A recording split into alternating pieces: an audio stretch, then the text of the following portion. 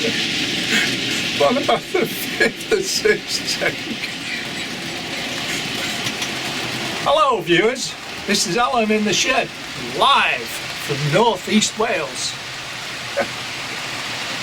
So, what the hell's this crap about now? Now that very nice man, and he is, because I've met him, he's alright, Charlie Bishop, he asked me a question.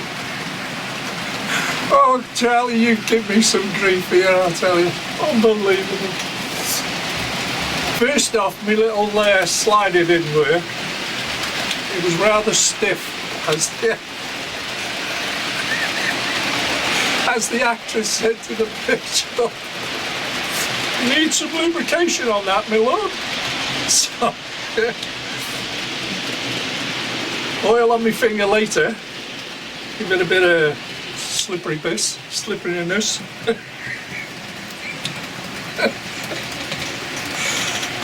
I managed to do it, Charlie, and it's quite a big gap, to be honest, between different couplings. So I hope it answers your question. It's all good fun, isn't it? And secondly, a very nice subscriber asked me, can I run my West Coast train? Having a steamer on the front and my West Coast diesel class 47 on the rear. And he suggested, can I do it just by towing it around? You know, like I take the gear in out or whatever. Or I could push one and pull the other. Anyway, what I did in the end, I speed matched it. So it took 2 days to work it out. You won't believe the amount of crashes I had. I got the camera run over 3 times, both cameras. Oh my God, I had this camera that fell over outside.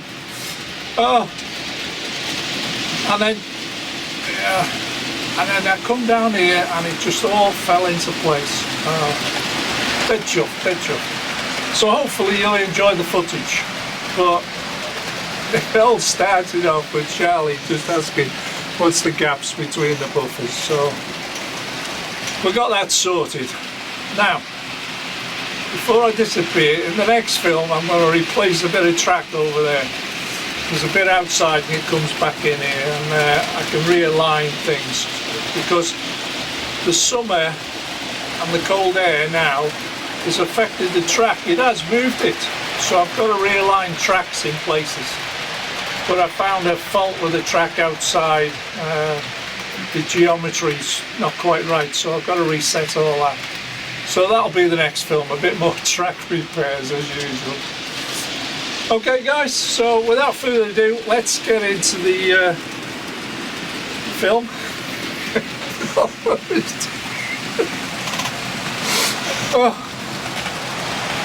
Anyway, let's move on. See you in a minute. Bye for now. Don't start. I'm dressed like this because it's an official announcement. So, before I fall apart here, I just got to tell you. What it was Barry Davis sent me a note. Can I mention his Rails of Hope? He's got a few items to give away. So anybody that's disabled, you can get some stuff off him. He's got stuff available at the moment. I think he's got 3 or 4 engines available, plus rolling stock to go with it. So there you go. That's for Barry. Okay, I've mentioned it. And the other reason I'm dressed like this, official, because I was going to be at Gets like this, you know, for the official Hornby Awards. Well, I had to look good to accept the trophies, didn't I, you know? What can you do? But I didn't make it, so there you go. So this film is about the Class 47, the couplings, which you'll see shortly. The Class 47 West Coast pushing Tornado, and I've also thrown in Britannia as well. And I'm giving away a secret. As daft as it may seem, I'm giving away a secret. How I film my close-up shots, okay? So look out for that. Answers on a postcard to Dragon Junction. See you in a minute. Bye. Right, this is about buffer gaps. Now, Charlie Bishop asked the question, what is the buffer gap between the old Hornby setup, yeah? So if I put these two together and just make sure it's 0, there we are. What is the buffer gap between the two wagons?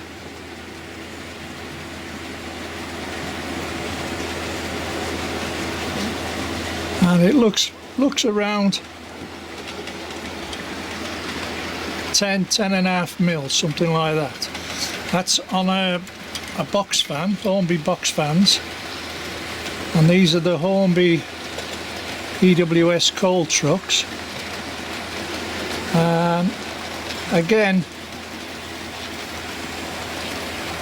9.9, which is 10 mil in it, basically.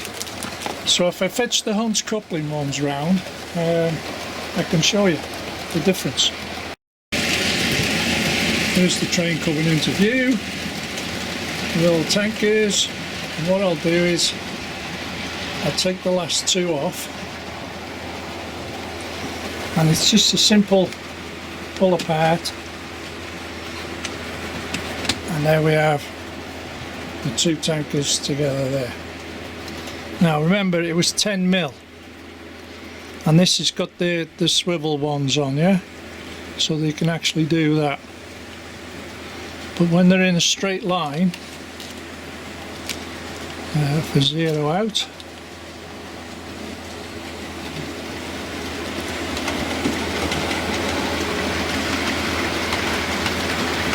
bit of a tight fit.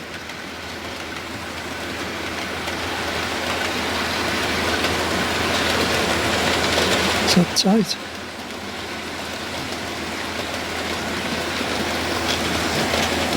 Yeah, 8 mil. So it's reduced it by 2 millimeter.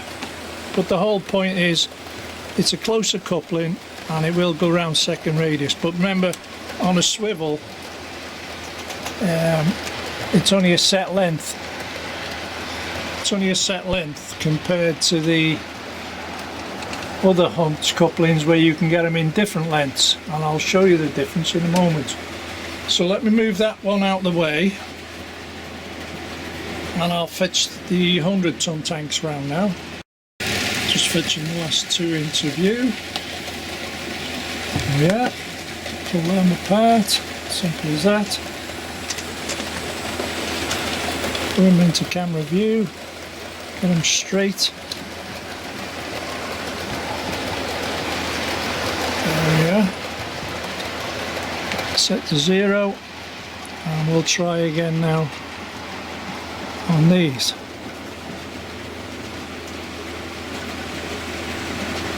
Now on the 100-ton tankers,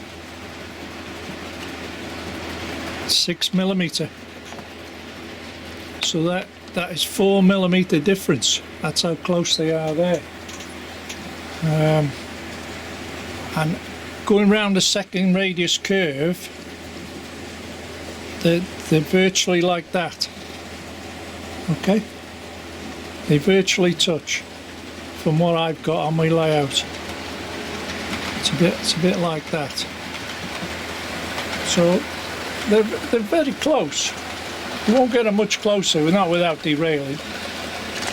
So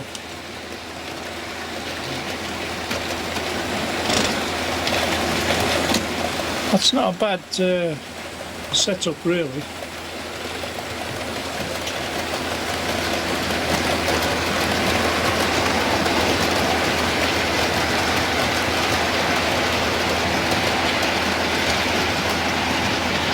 Like I said, they're a standard length, them swivel ones. Now if I show you a close coupling one, the difference. Now the Dapol Silver Bullet sludge tankers, China clay, whatever you want to put in them. In Europe they call them sludge tankers. This is supposed to be close. I can't remember if it was ultra close or close.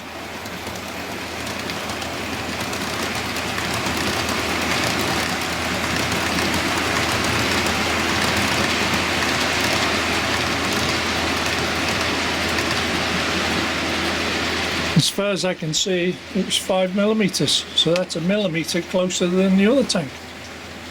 And these, like I said, these are supposed to be ultra close.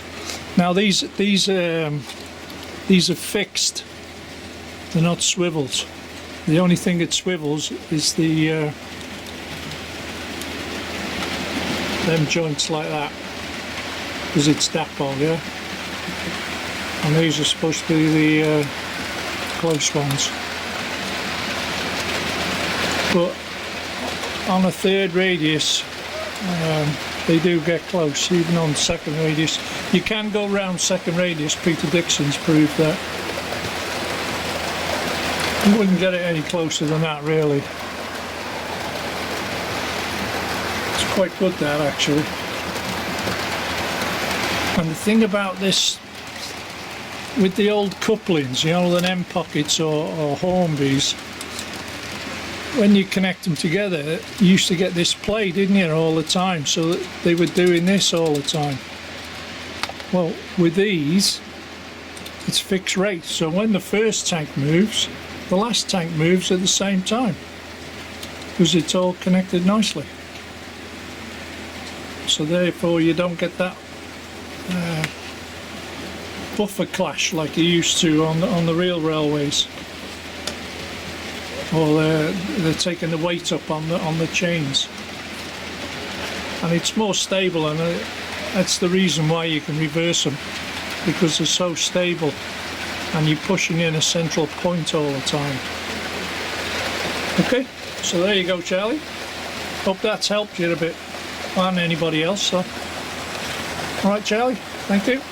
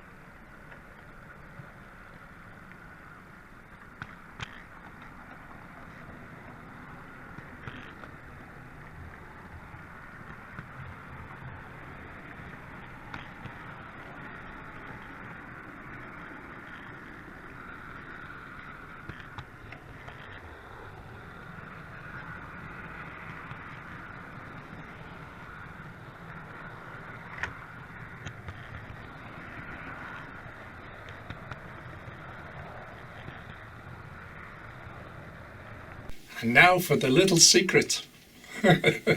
How I film close-ups. Enjoy. Bye. If you would like to know how I do me filming, there's the man. That's the man you gotta ask. I was just waiting for the train to come round. We're gonna have another session. I wonder if the cameraman's still with him. Oh, there he is.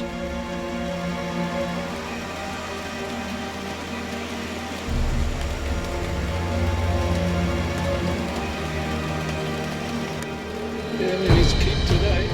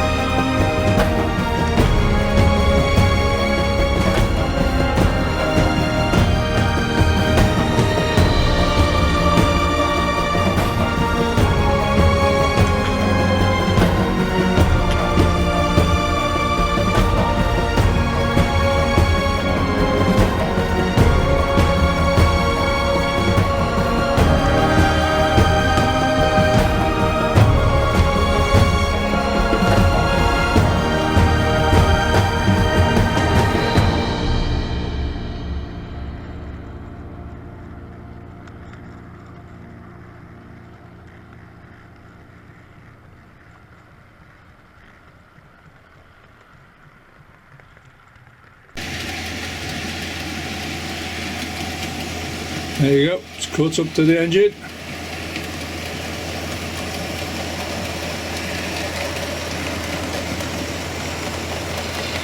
Superb.